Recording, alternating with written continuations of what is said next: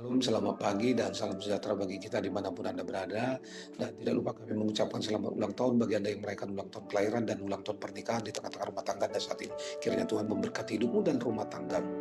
Kami juga selalu berdoa kepada Bapa di surga bagi Bapak, Ibu, Saudara-saudari yang masih terbaring lemah di tempat tidur, baik di rumah sakit maupun rumah Anda. Kiranya Tuhan menjawab doa-doa kita dan Anda sekalian diberikan kesembuhan untuk dapat kembali beraktivitas sebagaimana biasanya. Sebelum kita melakukan segala sesuatu aktivitas dalam satu hari ini, mari kita terlebih dahulu mendengarkan firman Tuhan untuk kita saat ini yang diambil dari kitab Hagai pasal 1 ayat 5 dan 6 begini dikatakan.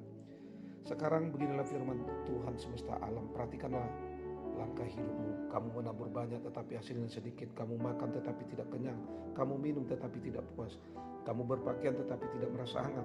Orang yang bekerja untuk upah mendapat upah dalam pundi-pundi yang berlubang. Demikian firman Tuhan.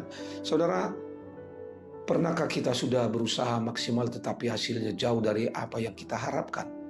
Seperti seorang petani yang sudah berjerih lelah, mulai dari memilih benih yang ditabur, pengelolaan lahan, bahkan perawatan yang maksimal namun hasilnya rusak. Mungkin kita berpikir terkadang ada waktu demikian keadaannya. Tidak selalu apa yang ditanam berhasil.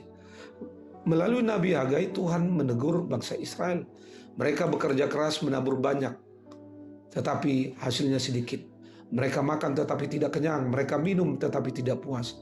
Bekerja tetapi upahnya seolah-olah hilang, seperti dimasukkan ke dalam pundi-pundi yang berlubang. Mengapa demikian? Bangsa Israel sibuk membangun rumah mereka sendiri, sementara bait Allah dibiarkan terbengkalai.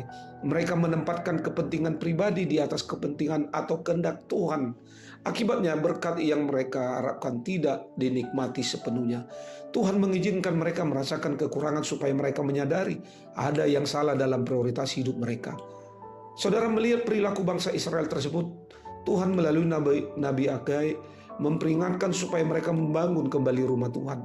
Mereka merasa belum waktunya untuk membangun kembali rumah Tuhan, sehingga Nabi Hagai meminta Zerubabel dan Imam Yosua menyadarkan bangsa itu membuka mata dan melihat keadaan mereka. Apakah dengan memprioritaskan membangun rumah dan usaha sendiri dan menunda pembangunan rumah Tuhan, hidup mereka akan menjadi baik?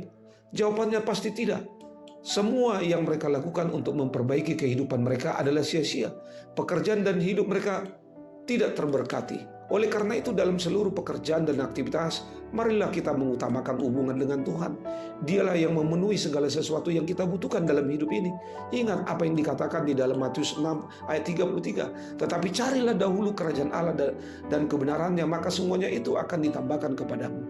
Mari saudara-saudari, di dalam menjalani aktivitas dalam satu hari ini, mari kita memperhatikan keadaan kita dan utamakanlah Tuhan dalam setiap waktu. Selamat beraktivitas. Tuhan Yesus memberkatimu. Shalom.